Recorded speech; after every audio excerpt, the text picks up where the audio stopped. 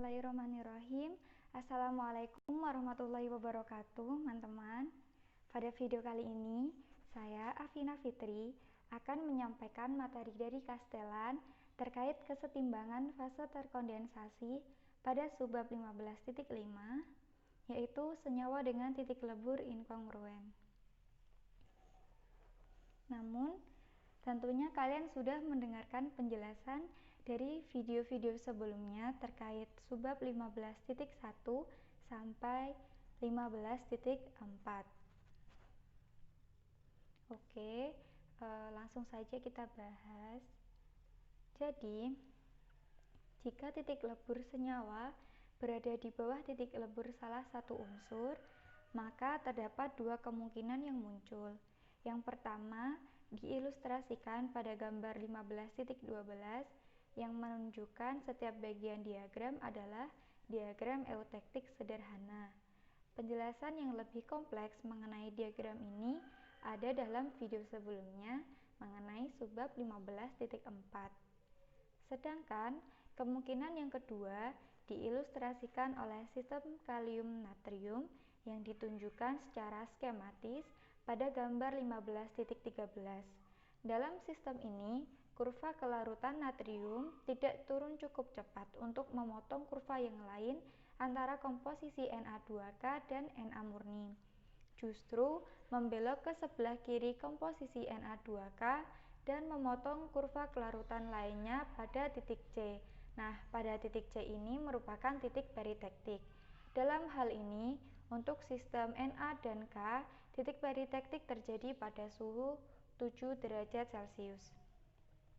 Pada gambar 15.13, kita dapat menguji perilaku senyawa kita dapat menguji perilaku senyawa padatan murni. Jika suhu dinaikkan, maka titik keadaan akan bergerak sepanjang garis AB. Pada B cairan yang terbentuk memiliki komposisi C karena cairan ini lebih kaya kalium dibanding senyawa semula dan terdapat sisa natrium D yang tidak melebur. Jadi reaksi peleburan senyawa yang terjadi adalah Na2K solid menjadi Na solid plus K liquid. Reaksi tersebut adalah reaksi peritektik atau reaksi fase. Senyawanya tersebut melebur secara inkongruen karena leburannya berbeda dari senyawa dalam komposisinya.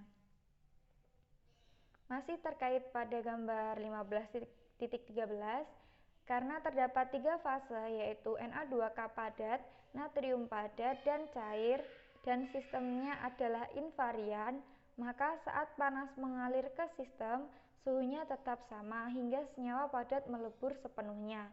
Kemudian dinaikkan suhunya, titik keadaan bergerak di sepanjang garis BEF, dan sistem terdiri dari natrium padat dan natrium cair. Pada titik F, dapat diperhatikan sisa terakhir natrium padat melebur, dan di atas sistem F tersebut terdiri dari satu fase cairan, dan ketika terjadi pendinginan komposisi G, maka akan mengembalikan perubahan tersebut. Selanjutnya pada titik F muncul natrium padat, sehingga komposisi cairan bergerak sepanjang FC. Pada B cairan yang memiliki komposisi C berdampingan dengan natrium padat dan Na2K padat. Kebalikan dari reaksi fase yang terjadi sampai kedua cairan dan natrium padat habis secara simultan atau bersamaan, maka hanya Na2K yang tersisa dan titik keadaan bergerak di sepanjang BA. Jika sistem komposisi I didinginkan, kristal primer dari natrium terbentuk pada J. Komposisi cairan bergerak sepanjang JC. Karena lebih banyak natrium mengkristal, pada titik K, Na2K padat terbentuk karena reaksi peritektik. Reaksinya yaitu K liquid plus Na solid menjadi Na2K solid.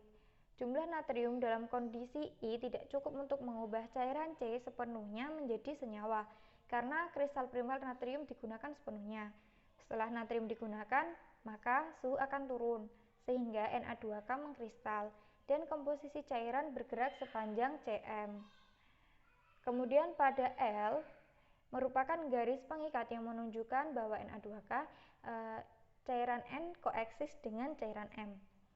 Ketika suhu mencapai 0 derajat Celcius, maka kalium murni mulai mengkristal sehingga cairan memiliki komposisi eutektik P. Dalam hal ini sistemnya adalah invarian sampai cairan menghilang meninggalkan campuran kalium padat dan Na2K padat. Jika cairan dengan komposisi Q didinginkan, maka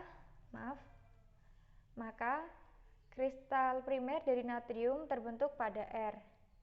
Dalam hal ini, pendinginan yang terus-menerus dapat mengakibatkan lebih banyak natrium yang mengkristal dan komposisi cairan bergerak sepanjang Rc. Pada titik S, Na2K padat terbentuk oleh reaksi peritektik. Cairan digunakan seluruhnya dan titik keadaan turun ke titik T. Sistem ini terdiri dari campuran padatan Na2K dan natrium. Karena senyawa ini dibentuk oleh reaksi cair dengan kristal primer dari natrium, maka struktur campuran padatnya tidak biasa.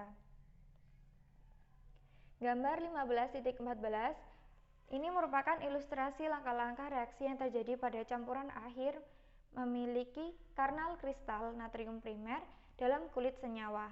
Karena reaksi fase terjadi antara kristal primer yang terlindung oleh cairan lapisan senyawa, sulit untuk menentukan kesetimbangan dalam sistem seperti ini, kecuali jika percobaan diperpanjang untuk memberikan waktu satu reaktan atau yang lain untuk berdifusi melalui lapisan senyawa. Pelapisan senyawa pada sistem khusus ini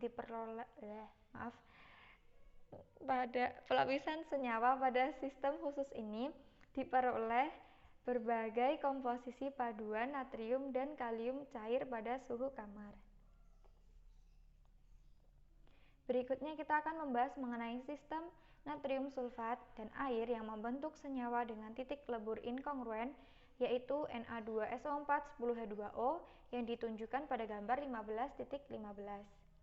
Dapat diperhatikan pada gambar 15.15a terdapat garis EB yang merupakan kurva kelarutan untuk dekahidrat, sedangkan garis BA adalah kurva kelarutan untuk garam anhidrat.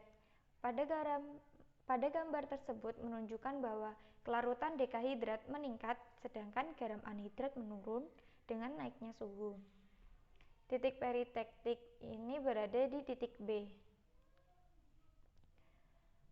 Pada garis BC terdapat 3 fase yang berdampingan, yaitu Na2SO4, Na2SO4 10H2O, dan larutan jenuh. Sistem ini invarian dan suhu peritektiknya adalah 32,383 derajat Celcius. Suhu tersebut sering digunakan sebagai titik kalibrasi untuk termometer. Jika sedikit air ditambahkan ke Na2SO4 anhidrat dalam botol vakum pada suhu kamar, garam dan air bereaksi membentuk dekahidrat. Reaksi ini eksotermik, sehingga suhu sistem naik ke 32,38 derajat Celcius.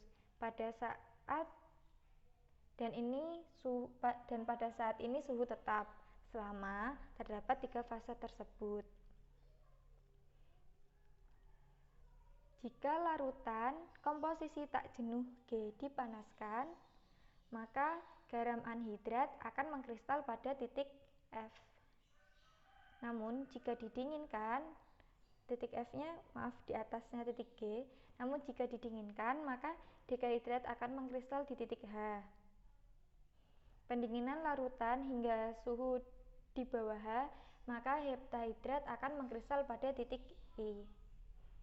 Ditunjukkan pada gambar 15.15b, menjelaskan kurva E aksen B aksen adalah kurva kelarutan untuk heptahidrat atau Na2SO4 7H2O.